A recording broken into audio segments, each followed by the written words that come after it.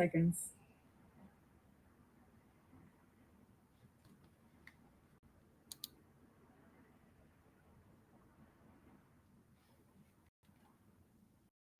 Welcome to Ability MKE Now.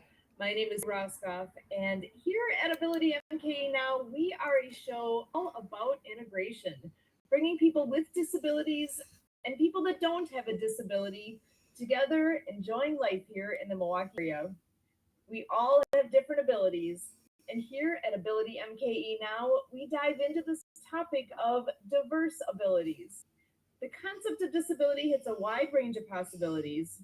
We could be talking about physical or mental disabilities, the deaf and hard of hearing community, blindness, chronic pain, mental health diagnosis, goals of substance use reduction, and the list goes on. We all have our own experience with disability, whether it's our own, or with people we know, or people we encounter in our daily lives. Here at Ability MKE Now, we break down the barriers and celebrate the ability in all of us. I am very excited to be able to bring in a new friend to the show tonight. And to do some introductions, we're going to have Emily Goldner go ahead and join us here and introduce our lovely guest. Emily, over to you. So our guest today, Sabine Becker, out of California, has an organization called Sabine Becker Speaks, but she is an inspirational speaker who's been on the PBS network and has defied limiting beliefs by using her acronym PUSH, which stands for Persevere Until Success Happens. So Sabine, why don't you come in here and say a little more about who you are, what you do, more about the PUSH acronym. Anything else you'd like to say? Oh, yeah. Hello, everybody. Yeah, I have a lot to say. Thank you so much for having me here. I'm Sabine Becker, and I'm originally, as you might be able to hear, I'm from Germany. That's why I have the accent. And I was born in the early 1960s. And my mother, unbeknownst to her, I mean, she took the drug thalidomide. Maybe some of you remember the drug thalidomide. It was given very, very freely to pregnant women in the late 19th and early 60s to help them with anxiety, insomnia, and especially with morning sickness. And these women, nor the doctors, they didn't know that it could cause very significant disabilities. And that's exactly what happened. I'm one of approximate 20,000 people babies who were born with a disability. For those who cannot see me because they're on the radio, I was born with very, very small arms, and I had to learn to literally push persevere until success happens. I had to learn how to use my feet for all daily tasks. So how does that look like? There are a lot of people who meet me in daily life because I'm super outgoing. I'm everywhere and anywhere. So they really wonder, how does she do it? But it just took a lot of perseverance, and my parents who believed in me. When I tried to complain, because I was a kid, right? When I complained, they said, "No, absolutely not. We don't want to hear anything of this. You are going to do exactly like and you just do things differently." So right from the start, I knew I was different, but I didn't think much of it because I just did stuff with my feet and how that looks like. I get dressed with my feet. I comb my hair, wash my hair with my feet. I put makeup on, eyeshadow and mascara with my left foot. And that's just how I learned. So I didn't think at first, at least, that it was such a big deal. I thought everybody does it like this. And remember, that's I was a so I grew up with that mentality. I can do it, and if I see an obstacle in front of me, don't worry about it. Just try to figure out how to go around the obstacle because my parents wouldn't have any complaining. And the one thing I could never say at home, I can't. my mother, especially, who is a real German woman, my mother is a really German woman. Oh, Mamma Mia. So she said, no, no, no, this is not how it's going to go. You are going to find a way how you will find a solution. So I really grew up this way, and just thinking this is really normal. And of course, I did have growing pains as a teenager. Obviously, I mean, even teenagers who have a difference, it's very difficult for them. So I thought that my disability defines me. And that was not a good time.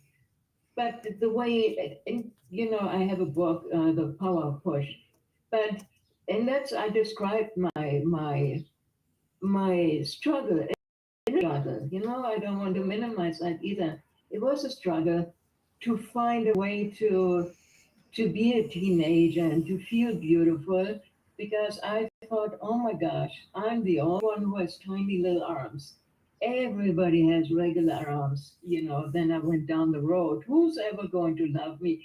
Who's going, but will I have children? And so on. And it was really tough. And then my grandmother gave me a book.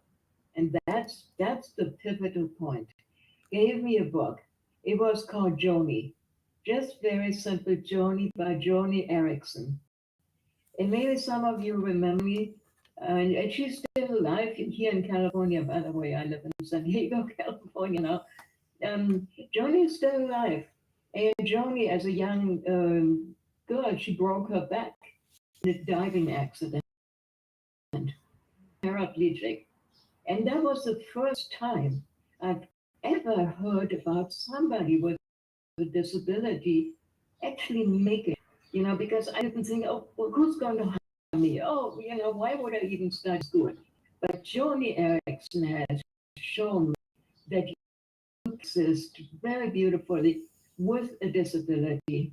And I learned that. And then eventually, when I was 18, I left Germany to go to France and I studied psychology and social work. Well, first social work, a bachelor work, and then a master's degree in psychology. And I worked for all my entire life with people with differences because I really knew I wanted to help them to to show them that a disability does not mean limitation. And I'm still very big on this today. God, that was a lot. That's excellent. I love what I'm hearing. That is the type of thing to have parents that can push you and put your mindset in that. It really does. And I've seen parents, during my work life, who have really super protected their children who had differences. And it's so hard of them. The parents, everything for them has to literally push. And that's my work acronym, PUSH. It stands for Persevere Until Success Happens. And I'm a public speaker and I'm author and also coach. And I teach today people how they can transform adversity into an opportunity. Because when I was young, I thought adversity is just this curse. But today, I know adversity can be even that's sometimes a long shot, especially when we're within that adversity. But I really believe, and I challenge all the time to see the adversity eventually as a gift, at least as something they can not overcome, but that they can transform into some opportunity for growth, whatever opportunity. And I really think I, I that's a long story. But my second chance in life. Let me tell you a little bit about it very, very briefly. So I went through my life, and by the way, I have a son. My son is years old. I have 3 grandchildren. But I was married, and my son is like I said 40 years old, beautiful boy, and beautiful. But 12 years, there was another very pivotal point, and that's how I actually came up as age. Persevere until success happens. I always, but on May 17th, I'm driving a normal, absolutely no modifications. I can drive any car. I can drive any car. There's plenty of pictures on every line. And so I was driving. Fortunately, I had a passenger with me. I was in May 17, 2012, and I had a massive stroke while I was driving my car. Yes, and that, yes, it's never a good place to have a stroke. But that must be one of the worst places. So passionate. That's why I want to get the word out, because I did not spend much jazzing because I passed in front of his steering wheel. Instead of freezing, he grabbed the steering wheel in the last second. Otherwise, we would have crashed through the guardrail into the Rio Grande River, because that happened in New Mexico, and in a very, very isolated place. And long story short, people can read it in my book, The Power of Push. Long story short, it took 2 hours, 45 minutes to get me to the next major hospital. A long story with a helicopter, the light flight helicopter. Couldn't land because of weather and terrain. It was a long story. But 2 hours, 45 minutes, I finally received TPA, that's a drug, a drug, blood clot busting drug. Now I have spit it out.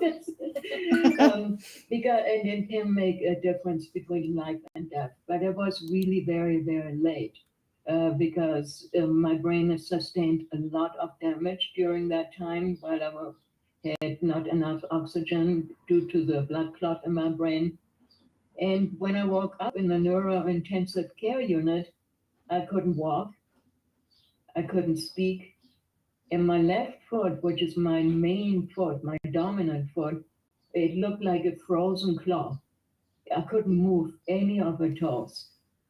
And the doctors, they were not too helpful either.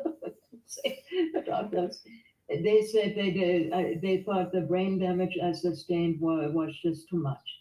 I probably will never walk again. I probably will never speak again, and certainly will never do anything for myself. But you know what? Anybody who ever meets me knows I'm a real force of life. And I thought, you know what, those doctors, I will show them whatever I can do. They didn't count on me. So, but I gotta say, it's 1 year, one full year, 360 days to the day, 360 days of physiotherapy or physical therapy, occupational therapy, and speech therapy, because I had to learn everything from zero. It was just, I couldn't, my brain forgot how to walk. That's how it went to me, that I need to use neuroplasticity to build new highways, freeways, new streets in my brain, because the old ones were dead. And they're still dead. It's my brain. Anyway, and this is when I came up with push, because I needed something, because everybody around me, I can't. So I thought, what is it I really need? What is it? Then eventually other people, but I didn't even think it will help me. And I came up with a push. I just got a push. And then I thought, okay, push. Oh, that it was that way. But I finally figured out that it would be persevere until success happens. And today I'm teaching the push principles, because there's 6 principles. Let's see if I can count them out. It's hope, It's hope because everything has to start with hope. Because if we don't have hope, then we really don't have much. And then it's, oh my gosh, what's the second one? Courage, positive mindset.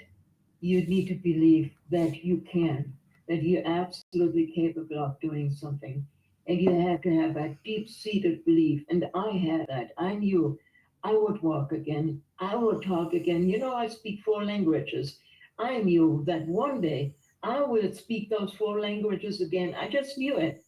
And then, of course, positive mindset and resilience, and the famous one, perseverance. And that's how I came up with the push, the power of push. And I want to pass that along because I'm saying you do not need to have a disability. You do not need to have had a stroke. Your adversity is just as important. And I want to show people how they can transform that adversity into triumph. Yeah, Love this. your story is so inspiring. Thank you so much. Thank you so much. And then, no, I got the second chance because under those circumstances, to have a stroke while you're driving a car at 65 regular speed, 65 miles per hour on a mountain road, and you're about to crash through that guardrail into the Rio Grande. That's really a second chance at life if you survive that. Right. And I survived, and I'm here. And one of my, speaking of goals, speaking of success, one of my goals, imagine that, one of my goals in physical therapy was I wanted to run a marathon. And a marathon, so of course, many people know it, but I'm just saying 26.2 miles long. And I was going to run that marathon in Los Angeles, California. Never mind that I couldn't walk at that time. That didn't really, okay, that's, it's adversity, right? So 7 years after my stroke, almost to the day, 7 years later, I did finish the 26.2 mile Los Angeles marathon. Yeah, and I couldn't walk, at the time. And it took so much training. It took years of training to do this massive 26.2 miles from Los Angeles to Santa Monica. But I'm saying this example because I want my life, my second chance is to encourage people that we really can reach so much more than we initially think. Because when you can't walk and you're dreaming to run a marathon, 26.2 miles, you can do it. You need to believe you can. And therefore, I encourage people to push, and it's all over the media. Awesome. Oh, and so many wonderful things, and my head's going in so many directions. Yeah, I know. Friends joining us here. I want to have a chance for them to come in and say hello. Alan, so much glad you are here. I'm wondering if you want to come on in and say a quick hello and share what's on your mind here. Well, to be, all I say is namaste, my angel. Thank you. I sense a accent of German, no? Yeah, originally Yes. German, yeah, Okay. but I live in the United Okay. States. Okay, I was actually in, I'm going to tell you how surreal this is. I was in Germany from 87 to 90. I was in the U.S. Army, 13 Bravo, and Oh, I yeah. had a similar, I drove in the Autobahn. They probably put the speed limit because of me and many others. But I drove a Autobahn and I was driving. I have a long memory from April 9, 1990 to 6:40 in the morning. I was going about 250 miles per hour. I flipped the BMW, going. I went, I blinked once. I was on. It shook. I blinked again. It was on two wheels. The Yeah. third time, it slid down the Gosh. entire and flipped and bounced. And the only thing that wasn't intact was the steering wheel. That was it. I walked out and I had four people in the back. I was racing back. I'm able to. I saw back lanes, but I was writing. That's what I was doing. I was writing a story I am blown away that you have such an amazing spirit about you for what you've gone through. I take you all from the bottom of my heart. Which I can, hug from all the way from Oh, California as yeah. well. It's all about, but, and I live in, straight out of Compton. Yeah, I grew up in Compton, know what Los Angeles is. I was in the '84 Olympics as a background person, the one who, Mhm. so, and I do many things, but it's ironic that, and Emily knows about it. I just got information about Roger Bannister, one of my associates who's working on a new project that is, let's just say, he's taking a play, a piece of play, and at no cost, you just have to show the selfie. And when he builds this amazing monument of the great athletes that are around the world, they will be going to be. I have a whole big message about it, but I was told just last night to find those in the sports world. And my goodness, Sabine is in the house. And she has a story that is going to change the world. And Sabine ladies is in and the house. gentlemen, oh my goodness. Let me Well, stop I'm glad talking we met. because we just getting started. You're not getting rid of your uncle from another brother.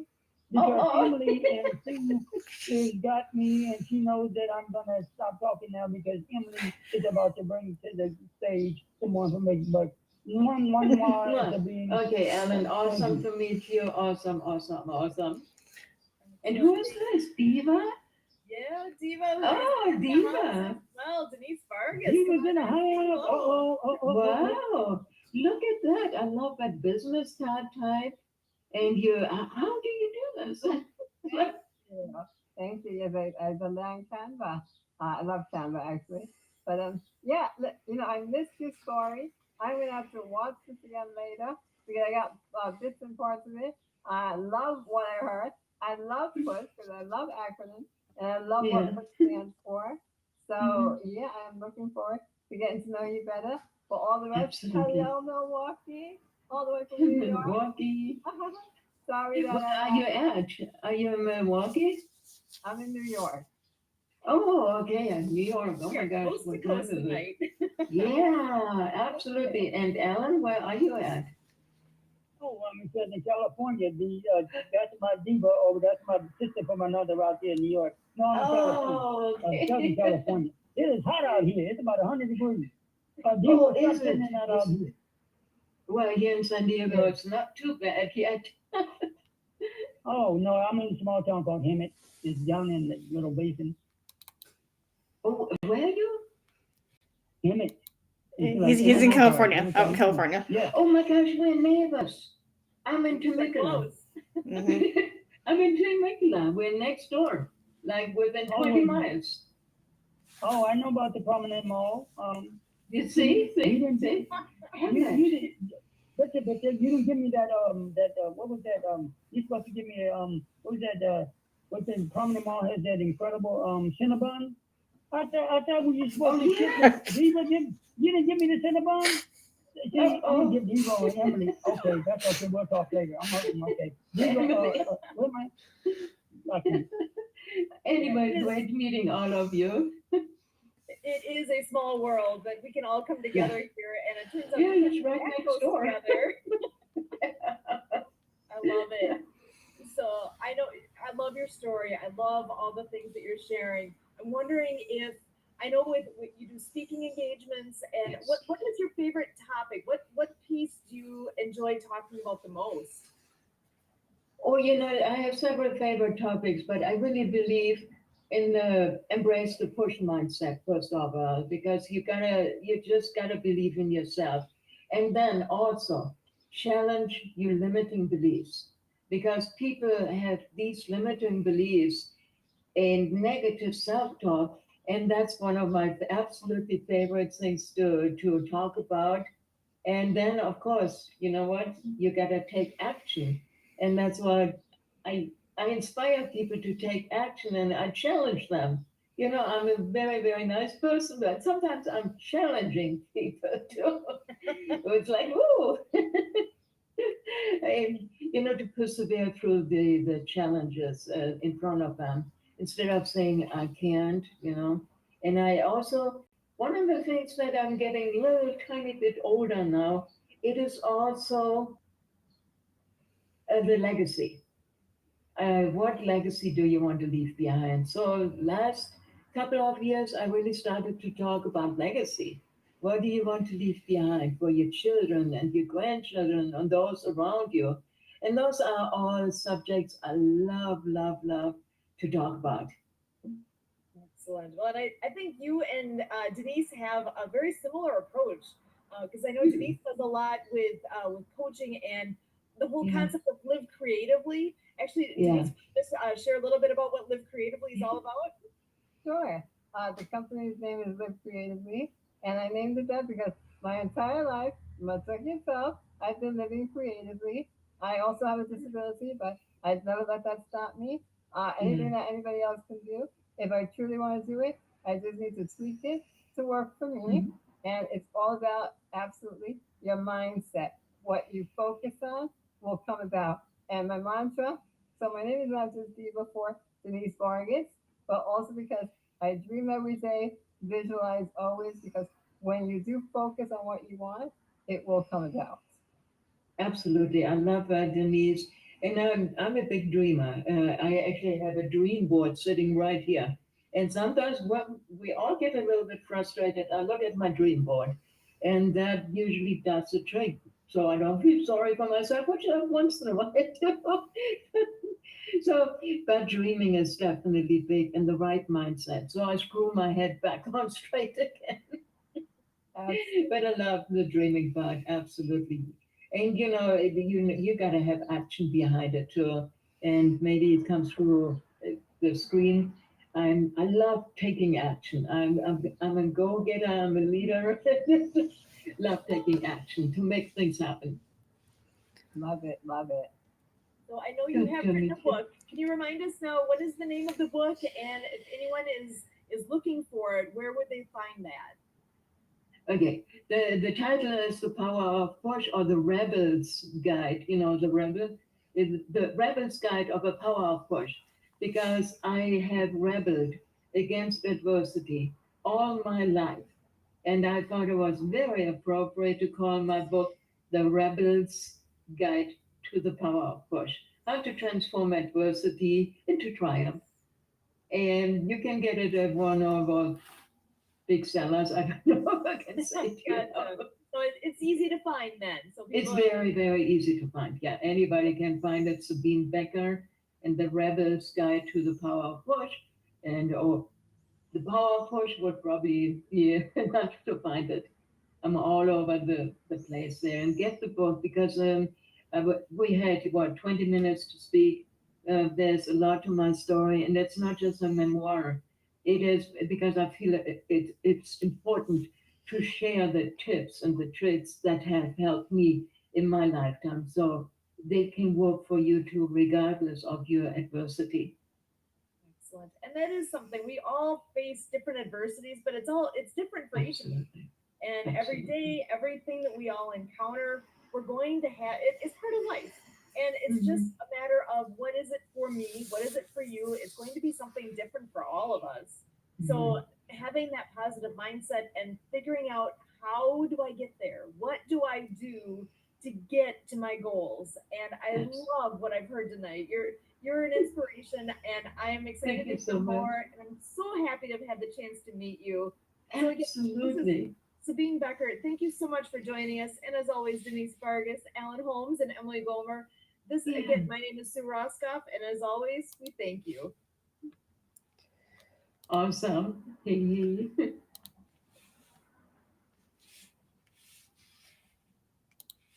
Recording stopped. There you go. We are clear.